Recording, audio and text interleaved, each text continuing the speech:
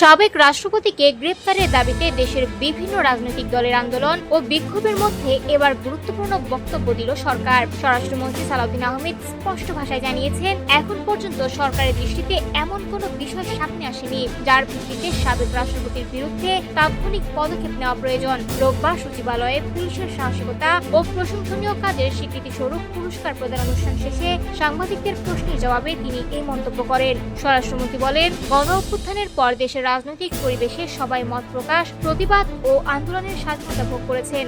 তাই বিভিন্ন রাজনৈতিক দলের দাবিকে সরকার গণতান্ত্রিক অধিকারের অংশ হিসেবে দেখছে। তবে শুধুমাত্র দাবি বা অভিযোগ উঠলেই সরকার ব্যবস্থা নেবে এমন নয়। অভিযোগের পক্ষে আইনগত ভিত্তি ও গ্রহণযোগ্য তথ্য প্রমাণ থাকতে হবে। তিনি আরো জানান, সাবেক রাষ্ট্রপতি শারীরিক অসুস্থতার কারণ দেখিয়ে সংবিধান অনুযায়ী পদত্যাগ করেছেন। তার পদত্যাগপত্রে বিষয়টি বিস্তারিতভাবে উল্লেখ করা হয়েছে এবং সাংবিধানিক নিয়ম মেনে তা জাতীয় সংসদের স্পিকারের কাছে জমা দেওয়া হয়। স্পিকার সেটি গ্রহণ করেছেন এবং বর্তমানে তিনি ভারপ্রাপ্ত রাষ্ট্রপতির দায়িত্ব পালন করছেন। স্বরাষ্ট্রমন্ত্রী আরো ব্যাখ্যা করেন, সংবিধান অনুযায়ী দায়িত্ব পালনকালে রাষ্ট্রপতি বিশেষ সাংবিধানিক সুবিধা ও দায়মুক্তি ভোগ করেন, অর্থাৎ দায়িত্বে থাকা অবস্থায় তার বিরুদ্ধে ফৌজদারি মামলা করা যায় না। তবে দায়িত্বের বাইরের কোনো ঘটনার বিষয়ে যদি কেউ অভিযোগ করেন এবং সেটি আইনি ভিত্তিতে প্রমাণিত হয়, তাহলে অবশ্যই আইন অনুযায়ী বিষয়টি বিবেচনা করা হবে। এদিকে সম্প্রতি সামাজিক যোগাযোগ মাধ্যমে ছড়িয়ে পড়া সাবেক রাষ্ট্রপতির একটি কথিত অডিও রেকর্ড নিয়ে প্রশ্ন ওঠে।